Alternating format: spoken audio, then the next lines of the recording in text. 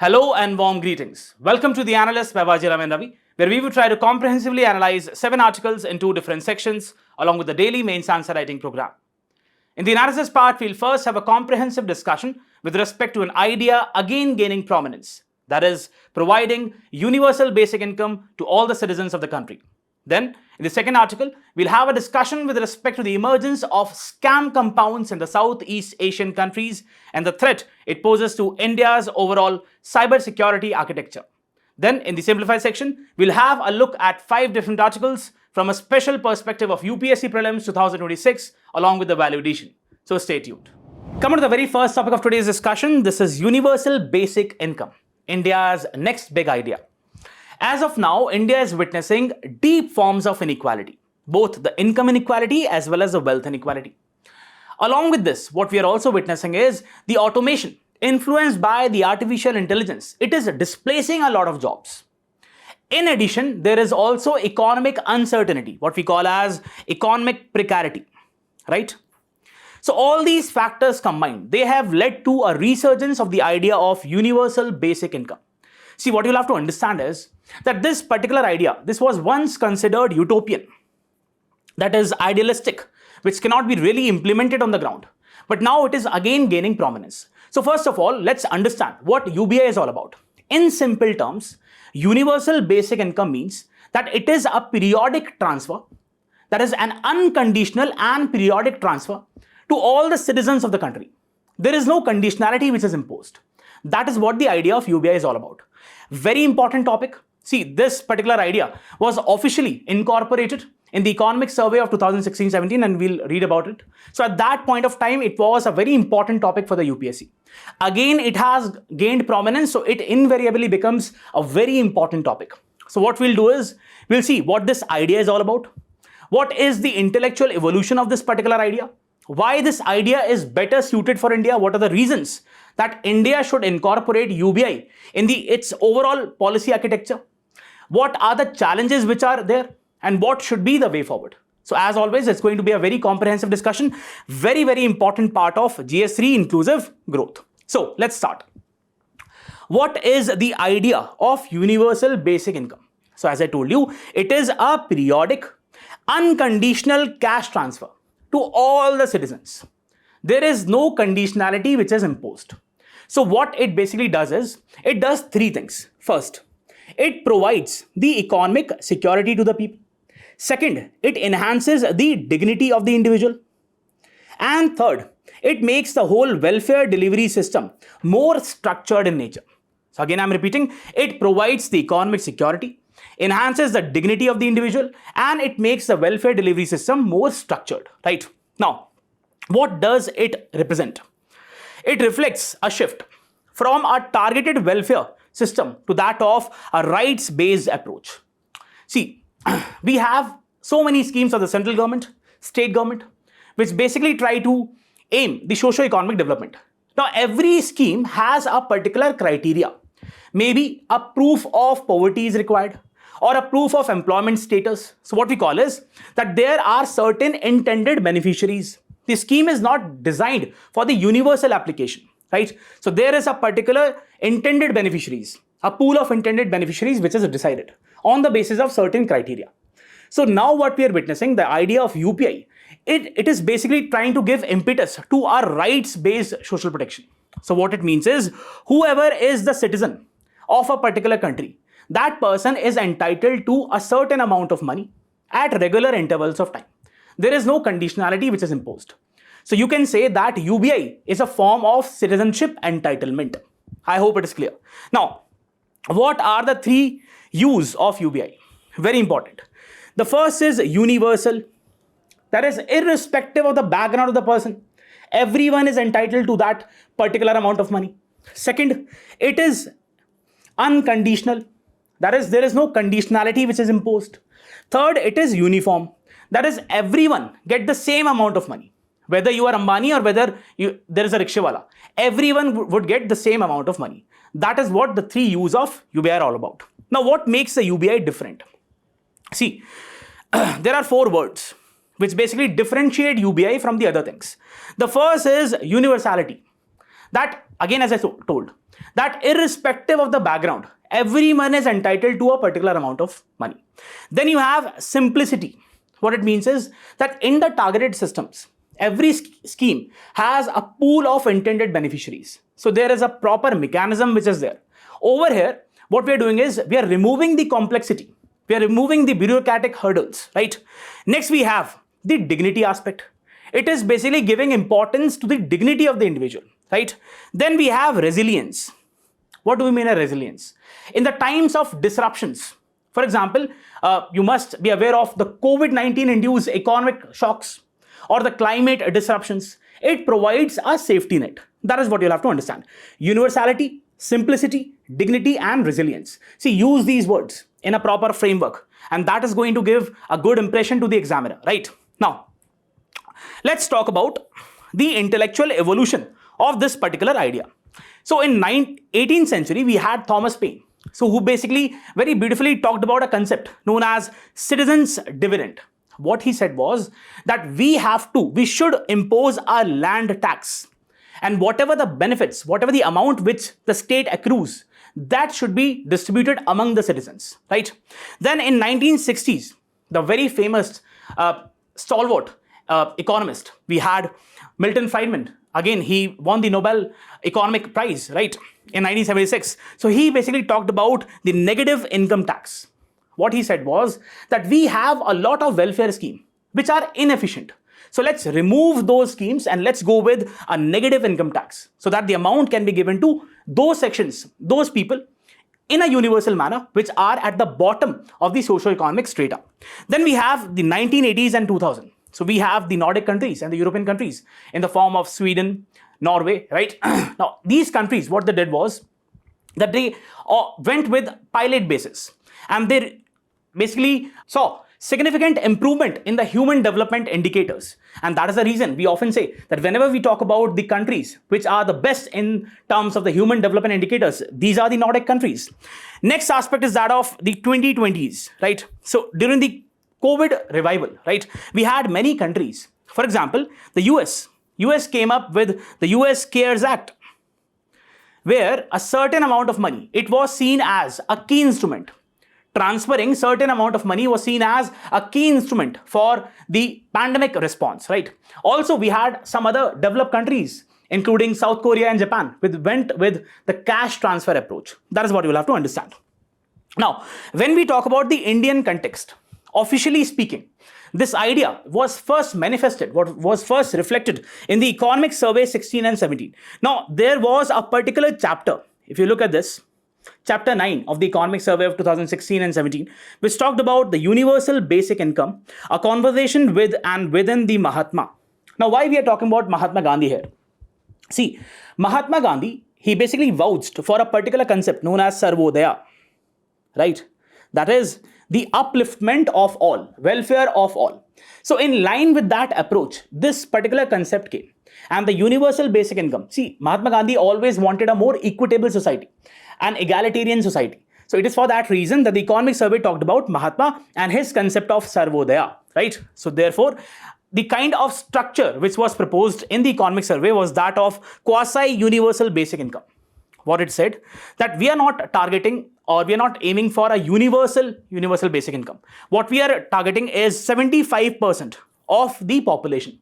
So we are removing the top decile and then we are targeting the 75%. So you can say it's a quasi-universal basic income framework. The cost which it was to incur if it were to be implemented, it was to be around 4.9% of GDP.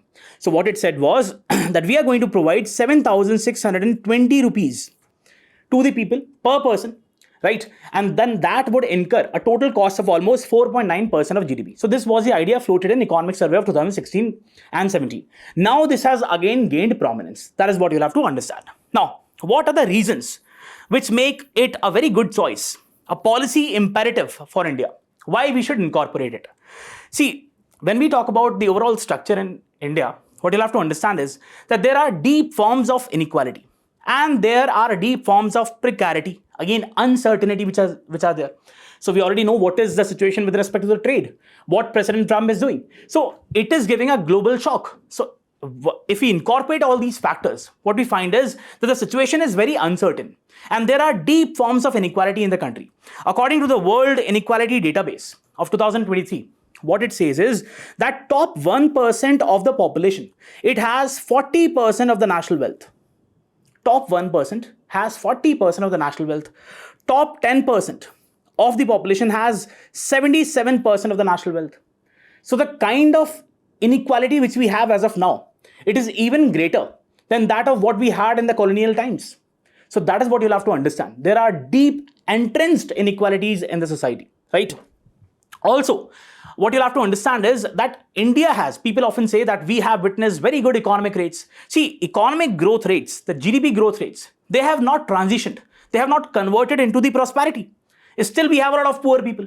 Still, we have a lot of hunger and malnutrition. So where that particular economic growth has gone? So that is a question. So it has not transitioned. It has not converted into the prosperity aspect. And this was reflected in the World Happiness Report of 2023, where India was ranked 126. So it even trailed behind its neighbors, including Bangladesh and other countries. So that is what you'll have to understand. So GDP growth rate doesn't mean that it is bringing or inducing prosperity in the society, right? Next thing which you'll have to understand is that many scholars have said that we have witnessed a jobless growth, that we have seen good rates of economic growth rates, but that has not transitioned into productive livelihood opportunities. So we also have the data by CMIE, which says that in the year 23 and 24, in the rural areas, the unemployment rate was a tune of 8%.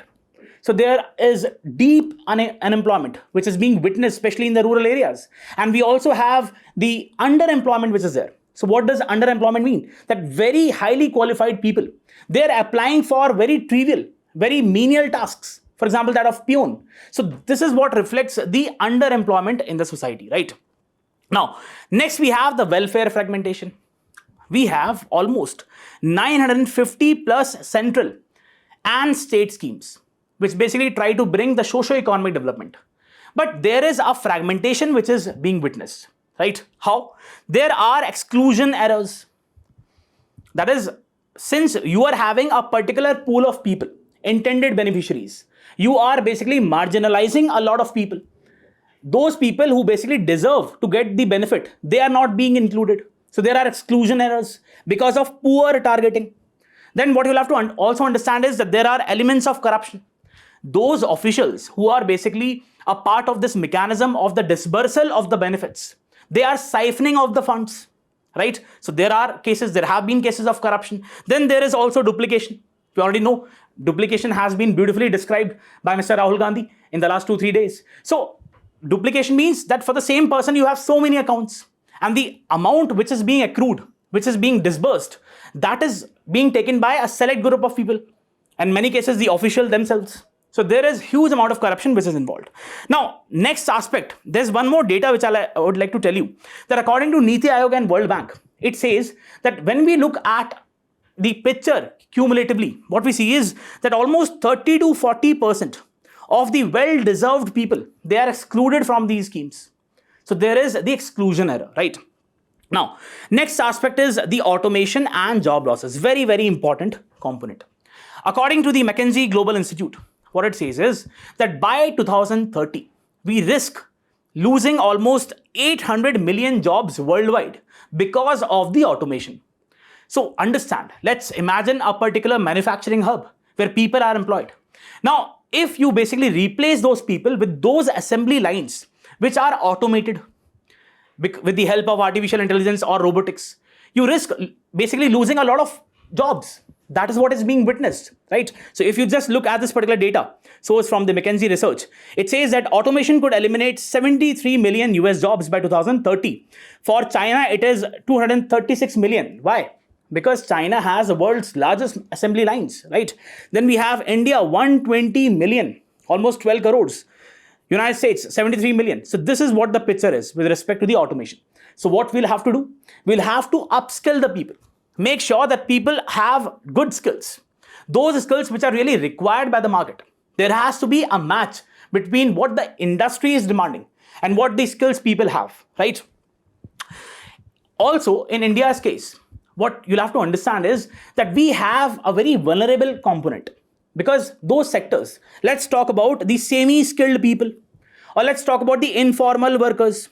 Now, these semi-skilled and informal workers, in most of the times, they are basically employed in those works which are quite routine, which are monotonous. So those routine tasks and monotonous tasks can be easily replaced by the machines through the automation. So we have a lot of risk, primarily in the sectors like textile, or let's talk about the retail, or let's talk about the transport, right? So that is something which is very critical component. So what is the economic and moral case for UBI? The very first, let's first talk about the moral philosophical justification. See, when we are providing a certain amount of money to all the citizens, this would basically enhance the economic security of the people. And in one way or the other, we are reinforcing the ideals which are mentioned in Article 21, right to life and personal liberty, which focus upon the dignity of the individual. So we are in a way enhancing the dignity of the individual, right? Then we have, it rewards the unpaid work, especially in India. What you'll have to understand is that women, they basically have time poverty. They have double burden. On one hand, they have to fulfill their professional commitments. On the other hand, they have their personal obligations towards the family. So once you will have this particular picture of UBI, where you are giving a definite amount of money, especially to the women, then you would basically reward the unpaid care work, right? And in one way or the other, you would also incorporate in the national income account, right? Next is reinforcing the social contract. Very, very important to understand. Generally, the kind of perception we have in India is, when we look at the political parties who are in power and the citizens, we have this perception of patron and client relationship. That is, these political parties who are at the power, who are basically exercising power, they are doing charity. If they're carrying out development, they are doing charity. This is a kind of perception we have. But in real sense, what does social contract means? Social contract means where the state has an obligation towards the people, obligation with respect to the welfare, where it is obliged to do the welfare of the people. So once you will give a certain amount of money to the people, then you would reinforce this idea of social contract, and you would reduce the idea of patron-client relationship, right?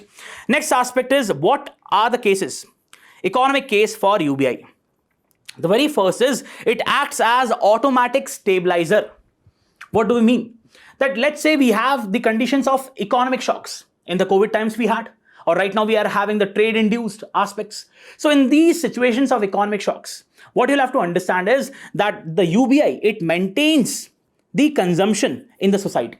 And that is very important, because at regular point of time, I'll have certain amount of money. So it would maintain the consumption. Next aspect is, it boosts the aggregate demand. How?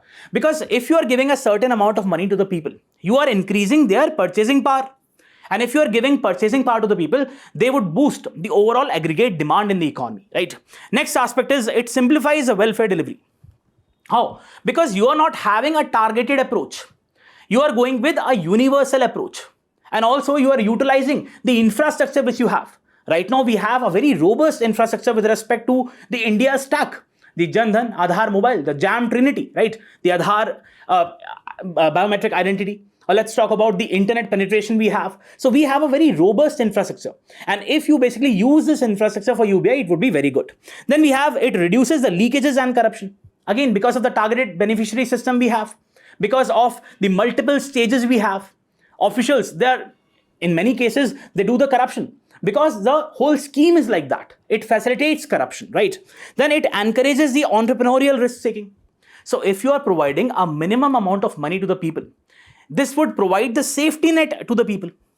And therefore, people would be more inclined to take risk, which is very important when we talk about the entrepreneurial aspects, right? So these are the reasons. What is the empirical evidence? So there was a pilot project which was carried out in Madhya Pradesh in 2011 and 13. Now this was led by the Seva organization and the UNICEF. It targeted 6,000 people and a particular amount of money was given for 18 months. What were the results? So the results were, first, it enhanced the nutrition, right? Second, it increased the enrollment of children in the schools. Third is that it reduced the dropout rates. And fourth, people started investing more in different micro enterprises. So these were the 4 things which were witnessed as a result. So that is what the beauty of UBI is all about. If you basically incorporate these things, and especially what you'll have to understand is that if you give certain amount of money to the women have a tendency to invest more in those aspects of human development, education of the children, health of the children, enhancing the nutritional aspects. So that is a very important component, right? So this case study can be incorporated in your answers. What are the challenges which are involved? The very first is fiscal feasibility. From where you will bring the money? See, if you are going with this particular UBI of almost 7,620 rupees per person, right? So understand, it has a huge economic cost which is involved in terms of the fiscal burden, right? It would tune to almost 4 to 6% of GDP. That would be the cost which would be incurred. So if you are not rationalizing the existing subsidies, see, we already have a lot of subsidies for food, fertilizer and fuel. Lakhs of crores are being basically spent in these subsidies. Unless you rationalize these, or unless you bring some other revenues in the form of the income tax, or let's say the wealth tax, inheritance tax, we cannot basically go with the UBI. So that is something which is very important. Next is universality versus targeting. Now this is again important. See, whenever we talk about very important concept of redistributive justice, right?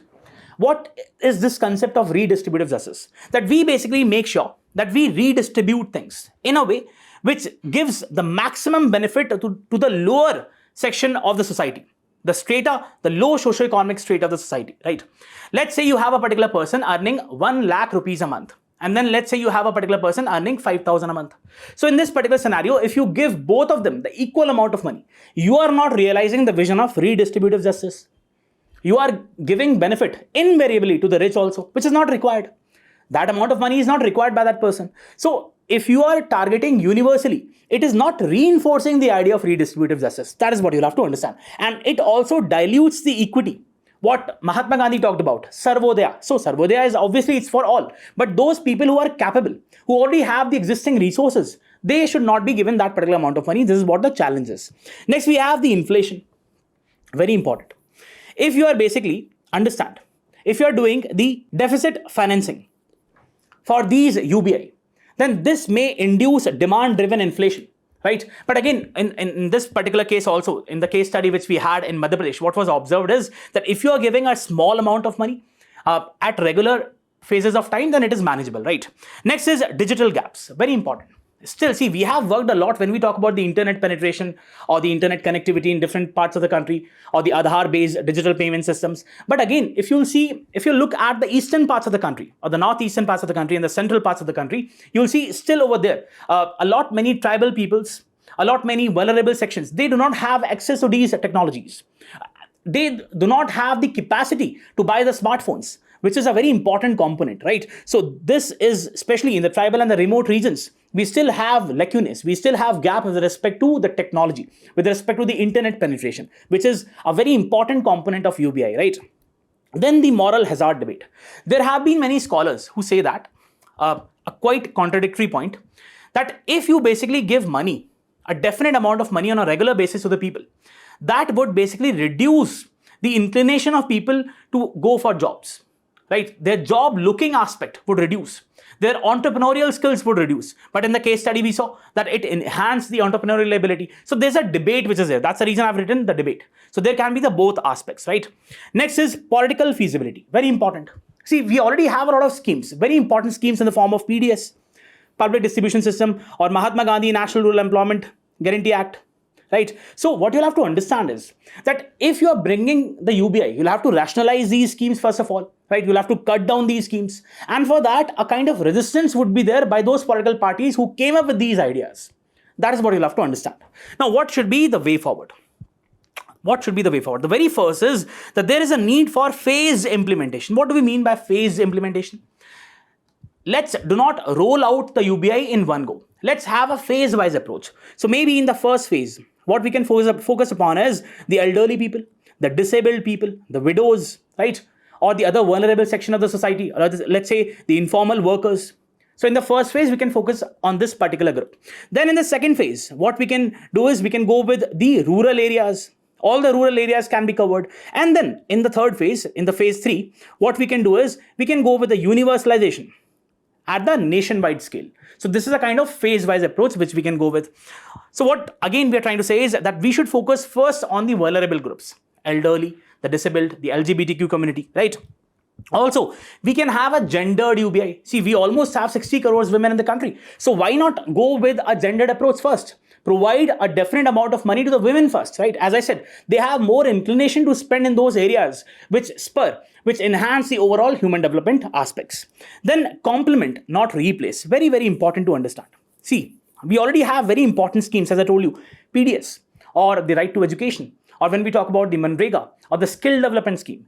If you are saying that we are going to bring or come up with the UBI and we'll replace all these schemes, it is not going to work in India, as said by Amartya Sen.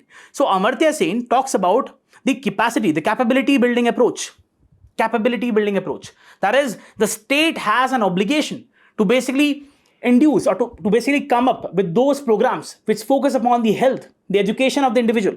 So providing a minimum income floor, providing a minimum income level to the people would not do the work. So the state must carry on the function it is doing with respect to the education, with respect to the health.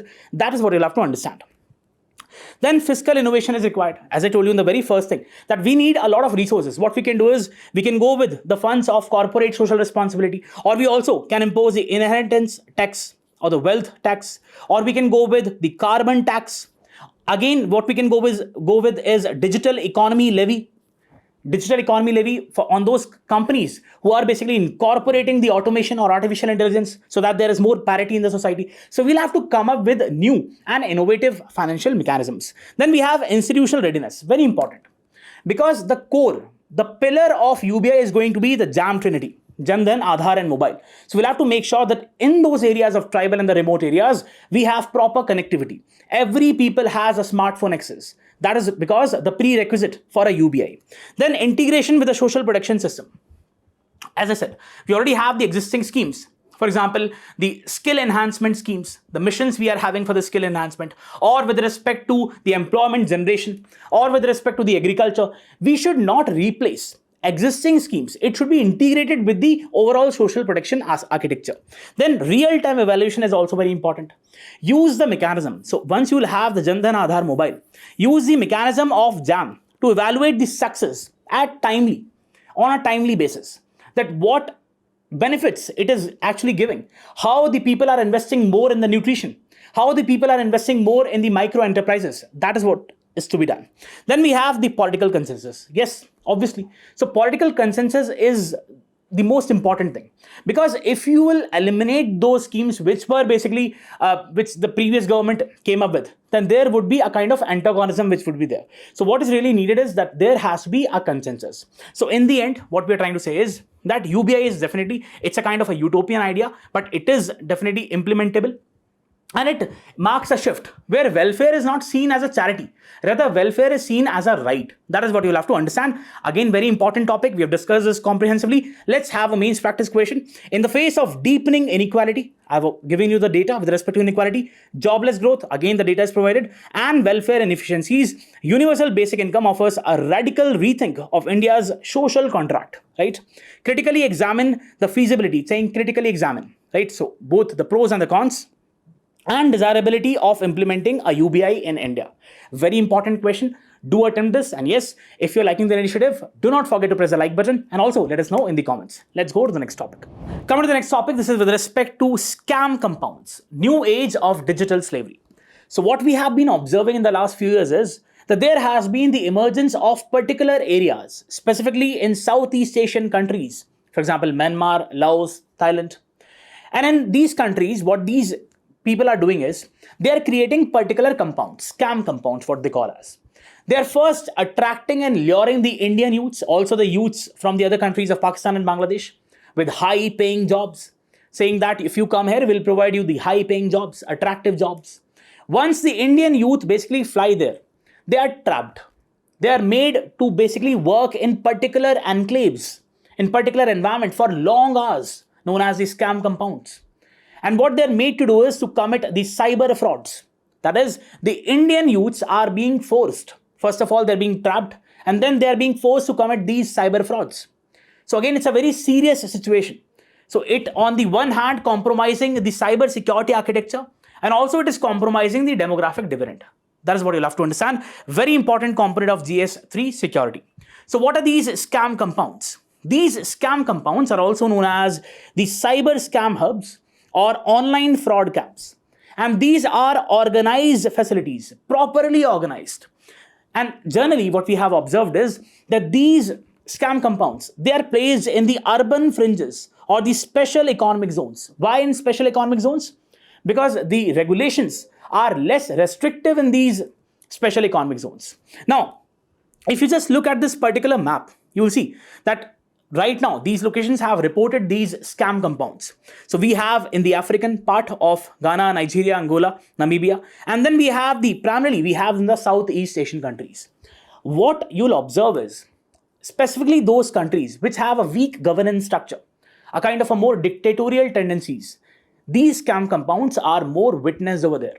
Those countries where we have regulated law and order situation, a proper well-structured situation, over there these scam compounds are not being observed. Rather, in those places of African countries and these Southeast Asian countries, where there is a kind of an autocratic rule, over there we are witnessing these scam compounds. Now, in these places, you have these workers who work for so many hours. They are housed in particular locations and then they are forced, they are lured through. See, again, they carry out the recruitment practices, and once these youths fly to these countries, they are forced to commit these online fraud schemes. So you must have observed that we have the romance scams where there is a very beautiful voice by a girl and she tries to entice people and people are enticed. So they are made to pay so much amount of money. She asks for, give me that much amount of money. They do that. And ultimately, when she or he gets the money, what happens is everything fades away. Everything goes. So that is a kind of a shock for the person also, a kind of an emotional shock. On the other hand, we have different types of frauds, investment frauds, loan frauds. You give us the ID, we'll give you this much amount of money within 2 minutes. So these are the frauds being conducted across the borders, right? What these fraud do is, what these scams do is, they combine a lot of things. So what they're combining? They are combining the labor exploitation of these people who initially they were enticed, you come here, we'll give you the high paying jobs. Once they go there, they're trapped. Their documents are confiscated, their passports and the other documents. They're not made to leave the enclaves. They cannot do that. So the conditions are very exploitative. Next, we have transnational organized crimes, drug trafficking, arms trafficking, human trafficking. It is also involved with this. Then we have the technological infrastructure. So it's not like that they're very obsolete in nature. No, they're using the very high forms of technological infrastructure. They're using the VPNs. They're using the proxies, very high bandwidth internet connections, right? Then we have the money laundering, which also takes place, Hawala, right? So it's a combination of various things. Now, how this thing takes place? If so many things are taking place, definitely there has to be a protection, and it is what there are local protectors in the form of warlords.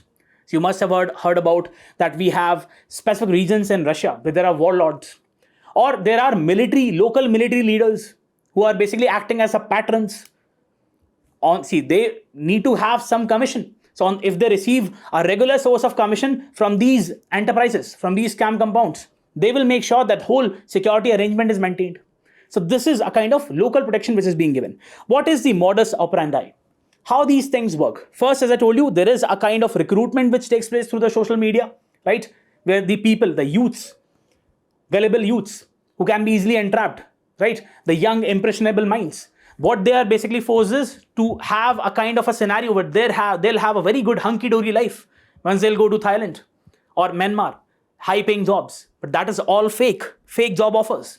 And then these people, once they reach to those locations, then they are sent to staging points. And from these staging points, they are then taken to the compounds. Documents confiscated. The passports, the normal documents. Then the work model. What is the work model inside the camp? So they work for more than 12 to 18 hours on a particular shift. They're made to work. Very exploitative conditions, right? And they basically do the script-based social engineering. As I told you, so they basically involve people in the romance scams. Social engineering is carried out. Then targeted calls or messages, bank frauds, investment frauds, loan frauds. Then again, understand, the very structure is very organized. So you have the call operators, you have the social media handlers. So they have a very organized scenario. Now, next aspect is that of technology and communication. So as I said, that they have a very strong technological base, be it the high internet speed, or be it the VPNs, or be it the proxies, or be it the crypto wallets. They have everything at their disposal. Then laundering. Once the money, once they accumulate a particular amount of money, that money is laundered with the help of shell companies, right? Or with the help of Hawala. And then it is used for illicit purposes. For example, drug trafficking, arms trafficking, right? And again, why this is made possible? Because of the protection, because of these warlords, local warlords, or the local military leaders. If you just look at this particular map of Southeast Asia, so we have Myawaddy and Shokoko. These are the two primary locations adjoining the Myanmar and Thailand border. If you can just look at this place. Then we have the Bokyo, which is a tri-junction between Myanmar, among Myanmar, Laos and Thailand. So these are very important areas which are basically having these scam compounds, right? So just for the sake of example, you can memorize. What are the challenges? Why it matters to India?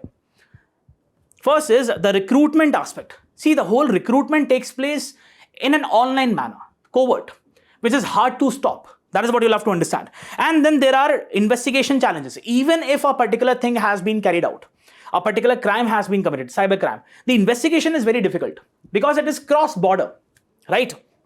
Digital trails. So whatever the digital evidence is there, it is erased. So you don't have any proof, right? So the prosecution becomes difficult. Moreover, when we talk about the mutual legal assistance treaties, so what are these treaties? So countries come together and sign these treaties so that the extradition, so that the prosecution, so that the investigation becomes more smooth. But it's not possible to have MLATs with every country, right? So then that becomes difficult. So on a case-to-case basis, we have to request these countries and it becomes a very tedious task. What are the domestic vulnerabilities? See, most of these youths, they are the ones who are from the poverty-stricken areas, who have very high aspirations, who want to earn a lot of money. So they get trapped very easily. That is what you'll have to understand, right? Next is human security threat. What you'll have to understand is that once this thing happens, there are cases of human trafficking which are there. And if you want to basically make these people to come back, you'll have to talk to that particular country. So there is this aspect of consular crisis which takes place in diplomacy. Then we have cyber security threat. As I said, that these Indians are being made to basically commit the crimes against the Indians. So for example, the investment frauds, the bank frauds, so that is a very serious risk and it undermines the trust. See, if there would be frequent cases, you just imagine that if, let's say, there are frequent cases of these frauds which are being committed, people would lose their trust in the overall digital aspect, in the digital economy aspect, in the e-commerce, in the mobile banking, internet banking. So that is a very serious issue. Then the organized crime and terror risk.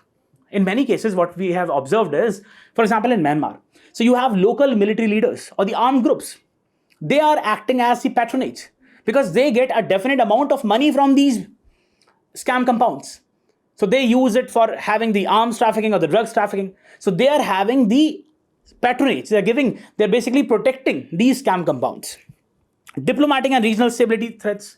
So if these events occurs, a lot of time, frequently, then what would happen is that the relations would also become bitter, right? Because see, again, as let's say if Indians are going over there, so obviously the MEA would report it to the other countries, and then that can affect the relations also, complicates the bilateral diplomacy. Reputational and economic impact. If these cases of frauds are again and again they're coming in the whole economic scenario, then this would reduce the investor confidence.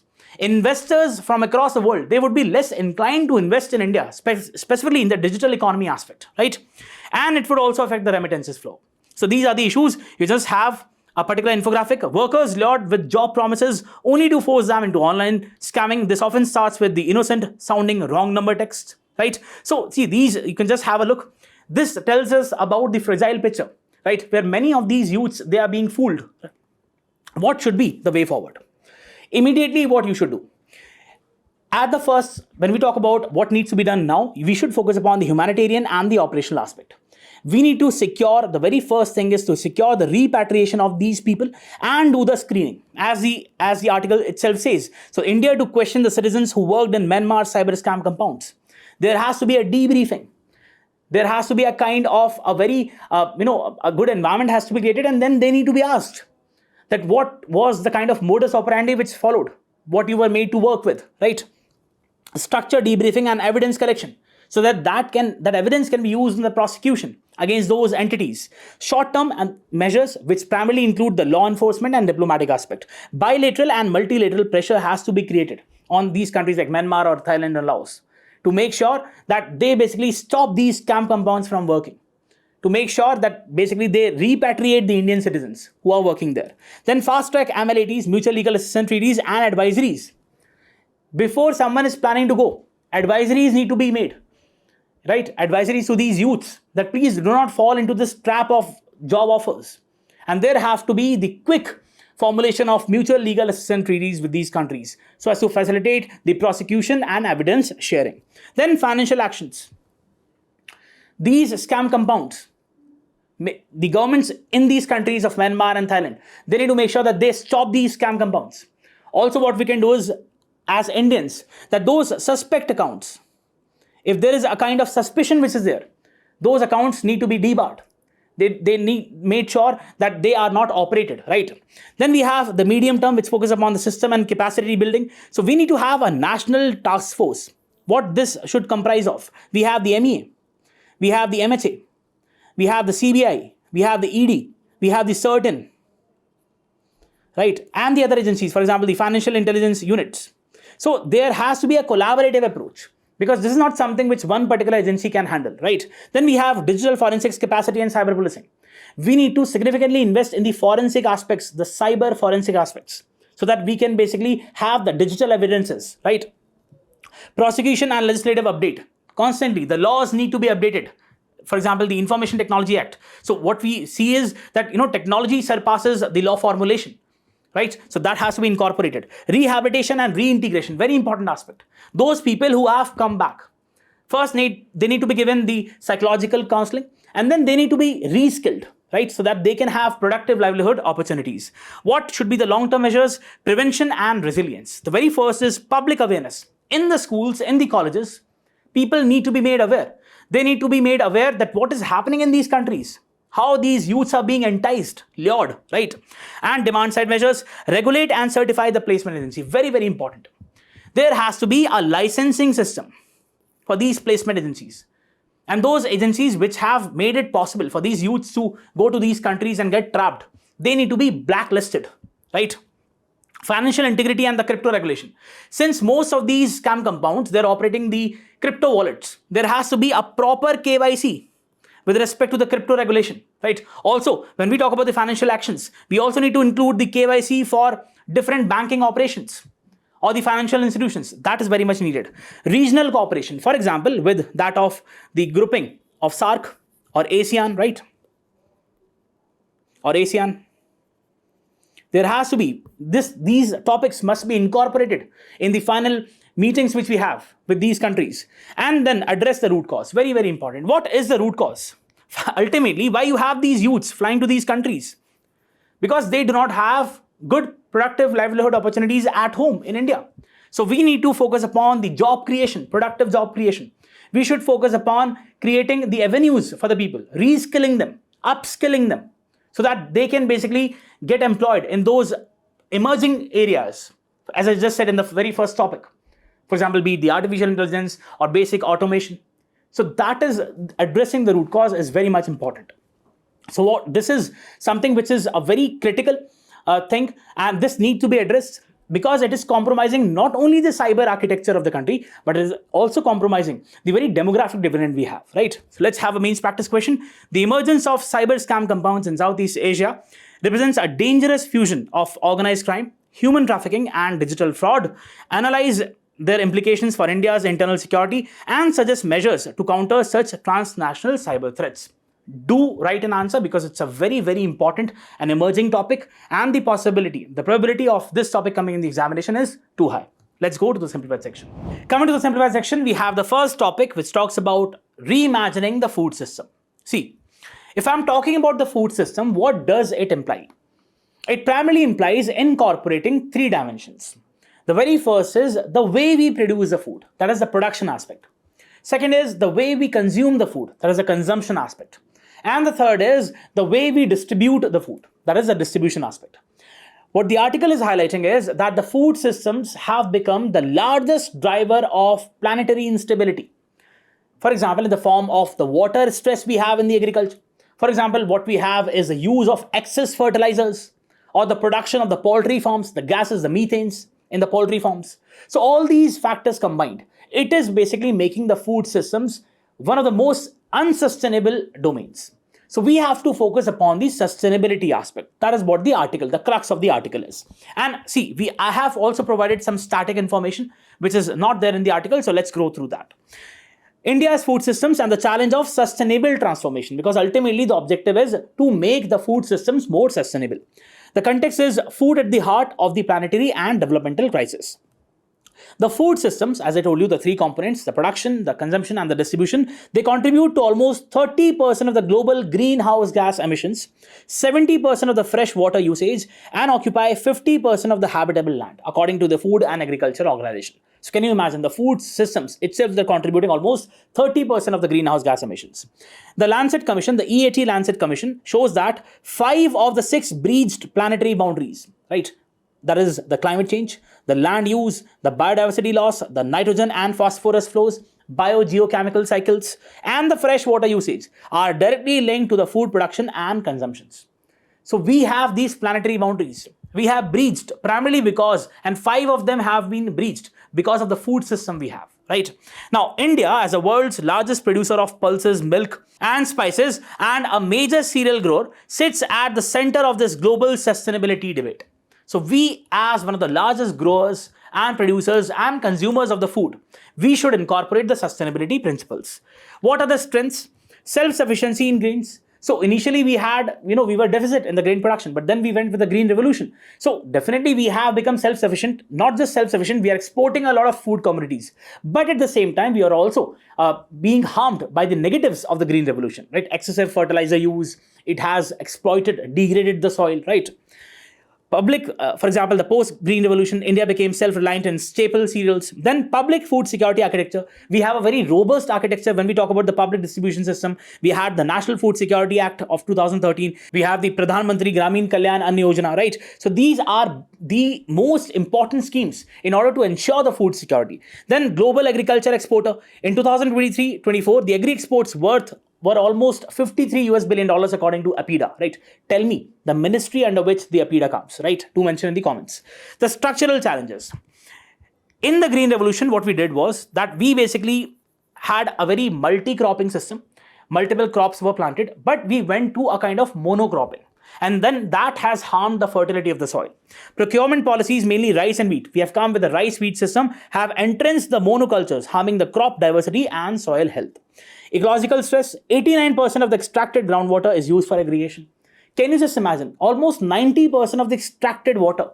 We are disproportionately dependent upon the groundwater, even for the agriculture, right? 30% of the India's land is degraded.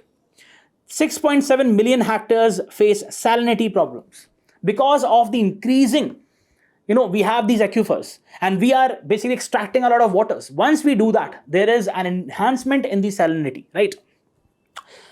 Nutritional imbalance, according to the National Family Health Survey, 35% children stunted, 57% women anemic. So this is, again, I have provided the data. So you can use it in your answers itself and also for the prelims aspect. Indicates calorie sufficiency but nutritional deficiency. So what we are witnessing is a kind of a scenario where we are consuming the right amount of calories, but we are not consuming the right amount of nutrition, right? The so-called hidden hunger. Farm income and distress. Agriculture contributes almost 18% of the GDP, but employs almost 45% of the workforce. So again, there is a kind of disproportionate distribution of the workforce which you witness, right? Low productivity, fragmented holdings. You'll have to understand that we have almost 86% of the farmers are small and marginal farmers. So they have very small farms. So the ability to basically capitalize or use or optimize the farm production is less in these small farms. And market volatility keeps the income low. Now, India's policy framework, what we have done, the very first, when we talk about the sustainability aspect, we came up with the National Mission for Sustainable Agriculture, focus upon the soil health, efficient water use, and climate resilience. Paramparagat Krishi Vikas Yojana promotes organic farming. Mission on natural farming encourages the zero budget natural farming, right? Bij Amrit, right? So tell me the name of the person who basically conceptualize this idea of zero budget natural farming, do it in the comment section. PM Kusum scheme, solar pumps for reducing the diesel dependence. National Food Security Mission, productivity enhancement through sustainable re-intensification. National Mission on Climate Change and Agriculture, NAPCC National Action Plan for Climate Change submission, integrates the adaptation and mitigation measures. Nutritional and food security, we already have the schemes like Poshan Abhiyan. The approach for nutritional outcomes, midday meal, PM Poshan scheme, addresses the school level malnutrition, right? National Nutrition Strategy targets stunting, anemia, wasting through delivery of dietary, diversity. Then we have market and incentive reforms, MSP rationalization, shift towards nutri cereals. More and more millets are also now being given the MSP. 2023 declared International Year of Millets in the United Nations General Assembly at India's initiative. Price and procurement reforms promotes the pulses, oilseeds and coarse grains. Agri-market digitization, we have the e-national agriculture market connecting more than 1,300 mandis and lakhs of farmers, right? So this is what the static content was. Now, let's talk about the article. The context is that the EAT Lancet Commission on Healthy, Sustainable and Just Food Systems highlights that food systems are now the single largest driver of planetary instability. It shows that global food production, consumption and distribution patterns are at the intersection of climate change, biodiversity loss. So also, we are using a lot of fertilizers. And once you use these fertilizers, it creates heat in the soil. And there is a loss of these small organisms, for example, the earthworms, right? Which basically in one way or the other, they enhance the soil fertility. But because of these fertilizers, they get killed. Pollution, water stress. As I told you, I already gave you the data that we are over extracting the water resources we have. Food systems and planetary boundaries. 5 of the 6 breached planetary boundaries with respect to the climate change, biodiversity loss, biogeochemical flows, as I told you, the phosphorus or the nitrogen use, fresh water use and land system change are primarily driven by food systems. 30% of global greenhouse gas come from agriculture and food-related activities. Animal-based foods contribute to the most when we talk about the agriculture emissions. Methane in poultry farms, right? While grain dominates the nitrogen, phosphorus and water use. So it is intensifying the use of the fertilizers, and it is drying the soil. It is making the soil more heated. So we have to use more water. Once we are doing it, it is creating more salinity. So it's a kind of vicious cycle we have. Current agriculture causes a global nitrogen surplus over twice the safe ecological limit, highlighting the unsustainable fertilizer use in the country and the nutrition imbalance. Need for integrated action. The Commission recommends combined and simultaneous interventions. What are these interventions? Reducing the food loss and waste. According to Niti Aayog, annually we waste more than 1 lakh crores of food. Can you imagine? More than 1 lakh crore of food is being wasted because of inefficient supply chains, right? Then achieving the durable productivity gains, encouraging the sustainable dietary shifts. However, even with aggressive reforms, the world's food system will only barely return to safe limits for climate and fresh water by mid-century. Nutrient and food security will continue to remain under stress, especially in developing countries. India-specific implications, dietary patterns. India's diet remains cereal-heavy, driven by procurement policies. Rice, wheat, we are more dependent upon the cereals. Millets have reduced in our diets. And food security programs like PDS and midday meals, they basically emphasize upon these monoculture practices. By 2050, meeting global sustainability benchmarks will require more vegetables, fruits, pulses, nuts, and legumes, which could raise the average consumer prices and threaten affordability. So, for a person who is not earning that much, who doesn't have that much of purchasing power, he or she doesn't have the ability to go with these eggs or milk or legumes. So that obviously makes the person's diet less in protein, which is very much required for the nutritional aspect. Affordability challenge. Regions dependent on food imports face price volatility, making health diets economically inaccessible. Justice and affordability in food transition. Equity dimension. A just transition demands healthy, diverse diets without making them unaffordable. Right? So the diets have to be affordable also. If you are saying that we have to go with nutrient-intensive diets, then it has to be affordable also. Cultural, when we talk about the affordability aspect, we are more focusing upon the lower income groups. Cultural dimension. Dietary preferences in India are shaped by religion, caste, convenience, and necessity. So rapid diet shift may be impractical or socially insensitive. In a culturally sensitive country like India, the diets are often linked to the kind of culture we have. So, shifting the diet is something which is very much next to impossible. Policy alternative, rather than a diet-first approach, focus upon reducing the harmful inputs in the form of excessive fertilizer use or over-extraction of the water. Use fiscal measures to make minimally processed. We have the kind of food we are using, the input is high salt and sugar content and also the fat content. So that is not good for the body itself, right? Nutritious foods cheaper, and reform the public procurement to promote regionally familiar sustainable foods, right? The procurement systems need to be focused upon. Supply side reforms. India's food system is heavily dependent upon the groundwater extraction, chemical fertilizers and fossil fuel driven cold chains. Let's say we have these transport, logistics. Let's say we have these cold storages. They use a lot of these power generators and they basically use the diesel or other fuels, right? The report calls for reducing the open-ended groundwater intensive. In fact, in many of the states, what we see is rather than disincentivizing the extractive use of water, what is being done is that they are basically being given the incentives. There's a paradox which is there. Restoring the degraded soils by, let's say, maintaining the organic carbon content in the soil. Improving the irrigation efficiency, for example, the micro irrigation, drip irrigation. Investing in low carbon logistics and processing infrastructure. Hydrogen fuel cell based logistics, right? Governance and structural barriers, market concentration and corporate dominance in food supply chains limit fair competition and sustainability efforts. I personally have seen many self-help groups. They are engaged in producing the air-fried chips or other thing, which are better as compared to when we talk about the nutritional aspect. They're much better than those Lays and other thing. But there is a corporate dominance. These self-help groups or the micro enterprises, they do not have the ability to basically promote, to do the marketing of their products. That is something very important. Weak incentives to prevent labor exploitation and ecological harm persist. The report calls for stronger collective bargaining by workers and small farmers. Consumer representation in the food regulatory bodies. So we have FSSAI, right? A very strong body, good body. But again, what you'll have to understand, still we have a lot of food products which are being sold, which do not adhere to those health parameters. So this is something, they use a kind of, they have been using the same oil and the oil becomes polarized.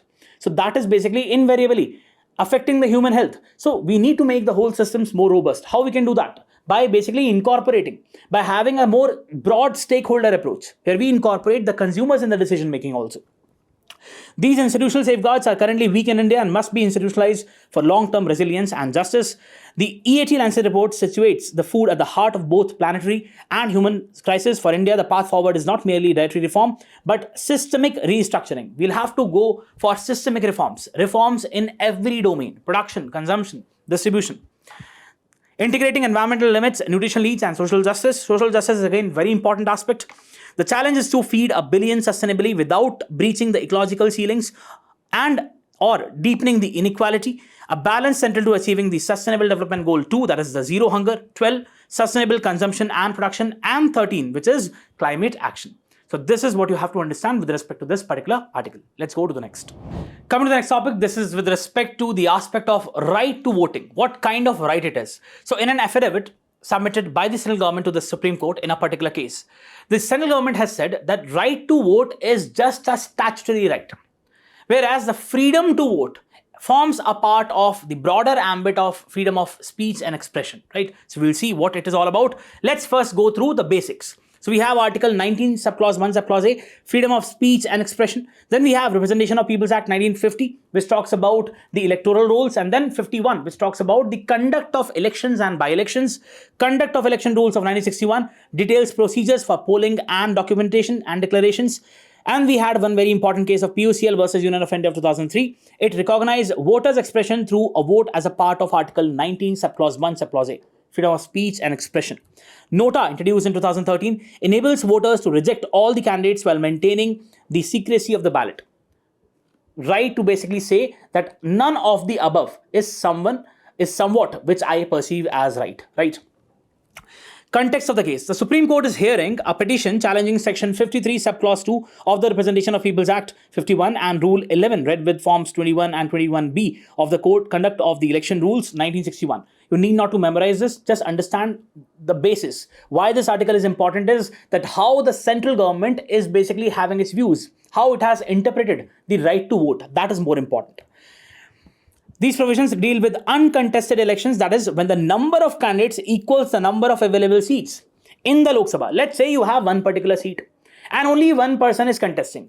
In this particular scenario, what the rule says is that the returning officer without an election can declare that person as the winning candidate. But these petitioners, what they have said is that how you can decide that that person is to be elected, because we also have the voters as a nota, right? So preferences must also be counted when we talk about the nota aspect. There has to be the conduct of the elections. That is what the petitioners have argued. In such cases, no polling is held and the returning officers directly declares the candidate as duly elected. Here we are talking about when the number of candidates equals a number of available seats in Lok Sabha or state assembly elections. So we have the rules which basically say that. Petitioner's argument, filed by Vidhi Center for Legal Policy and Association for Democratic Reforms, a very important body which basically talks about the criminal antecedents of the contestants to the elections, right? Very important body. The contention is the absence of polling violates the citizens' freedom of speech and expression under Article 19, subclause 1, subclause A. What they're saying is that why you are not having election? Because it violates the freedom of expression. But what the central government has said? Central government has said that when we talk about the right to vote, it's just a statutory right. But when we are talking about the freedom to vote, it is a part of the expression, right? And for that, it is really important to have the poll. But when we only have one candidate and there is only one seat, there is no need to conduct a poll, right? That is what the central government is saying. Because it denies the voters' right to express a dissent through the nota, none of the above option. They argued that even in uncontested elections, let's say where there is one person and one seat, citizens should have the right to register disapproval through the nota, right? The automatic declaration of a candidate without polling undermines the democratic participation and voter choice. Because a returning officer is basically declaring the result without an election. That is the contention. The center's response, the union government in its affidavit clarified a constitutional distinction between right to vote and freedom of voting. What the central government has said. Right to vote is a statutory right according to the central government. The right to vote is not a fundamental right, but a statutory right under Section 62 of the Representation of Peoples Act 1951. It is conferred, limited and regulated by law and can be subject to restrictions such as eligibility, registration or disqualification. That is what the view of the government is. Freedom of voting, a fundamental right. However, the freedom of voting, that is the act of expressing one's choice among the candidates, is a facet of fundamental right to freedom of speech and expression under Article 19, subclause 1, subclause A. The government quoted the 2003 Supreme Court judgment in PUCL versus Union of India, which held that, the Supreme Court itself held that, the right to vote is a statutory, but the act of casting a vote is an expression of the voter's opinion, hence a part of freedom of expression. Now, key legal principle, freedom of voting is incidental to a poll. You will exercise the freedom to vote once the poll is conducted. If no poll is conducted, how you would exercise the freedom? So you cannot say that you have the freedom of expression over here. That is what the government is saying. The center argued that freedom of voting arises only when there is a poll. If an election is uncontested, one person, one seat, so the returning officer declares that this person is a winner without conducting the poll, and no poll is held, there is no occasion for exercising a freedom of voting, whether positive for a candidate or negative through the nota. Therefore, Section 53, subclause 2, which allows the automatic declaration of the candidate when it is uncontested, when the election is uncontested, does not violate Article 19, subclause 1, subclause A, because no act of expression is involved when no vote is cast. Constitutional and democratic implications. The debate highlights the constitutional grey area between statutory electoral rights and fundamental expressive rights.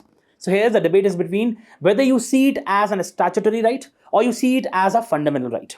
While center's view maintains procedural legality, the critics argue it limits citizens' participatory democracy, especially when nota is recognized as a legitimate form of expression.